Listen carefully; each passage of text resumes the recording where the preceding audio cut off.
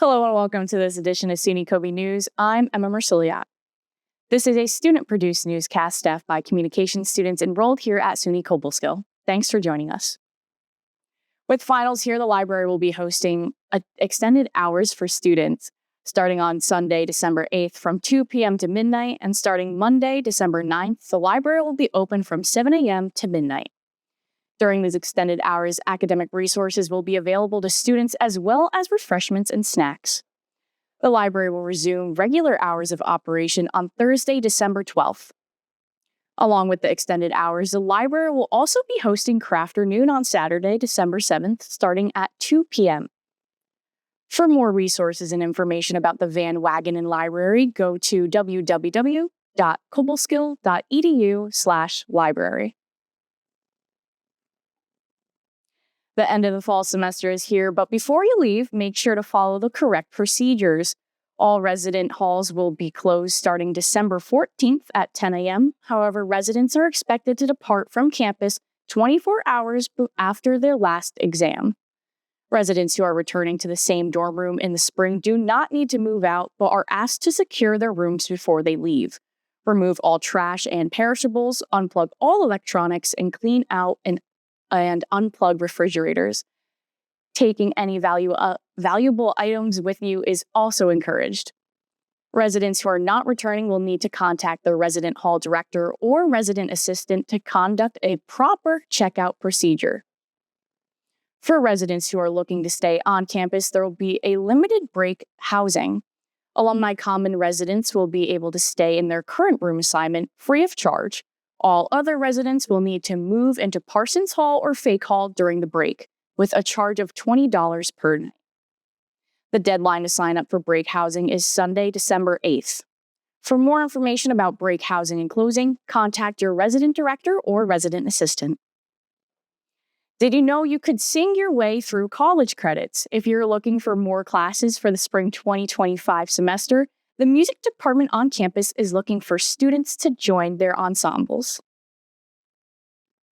And we have a choir, which is a lot of fun. We kind of let everybody join us. We can kind of learn by ear if you don't read.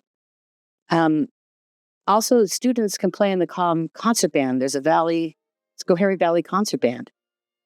I think having students sing at you when they get their part down is wonderful. It's just such a neat experience. I think choir gives me the most satisfaction. There's something about trying to get people to sing. You can join the choir for one credit class or just show up and hang out. The choir will meet on Thursday nights from 4 to 5:40 in Frisbee 200 next semester. For more information about music classes, you can contact Christina Johnson at johnsokj@cobleskill.edu. There's more coming up. You're watching SUNY Coby News from the video production facilities here on the SUNY Cobleskill campus. Stay with us.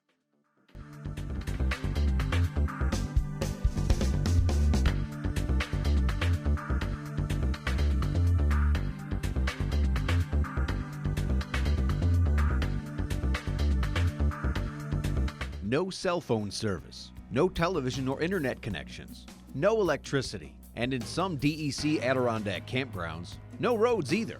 Forked Lake is just one of the 52 campgrounds that you can explore in the Adirondack Mountains of New York State. This facility is a primitive camping experience. Each site is outfitted with just the basics. You've got to hike trails or paddle a canoe to get to each site, putting you right in the middle of the area's natural beauty.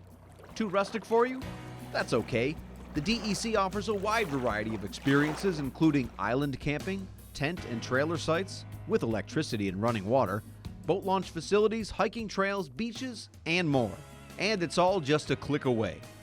To find out more and to start planning for your next Adirondack adventure, log on to www.dec.ny.gov. You'll find all the information you need to start enjoying the great Adirondack outdoors in upstate New York.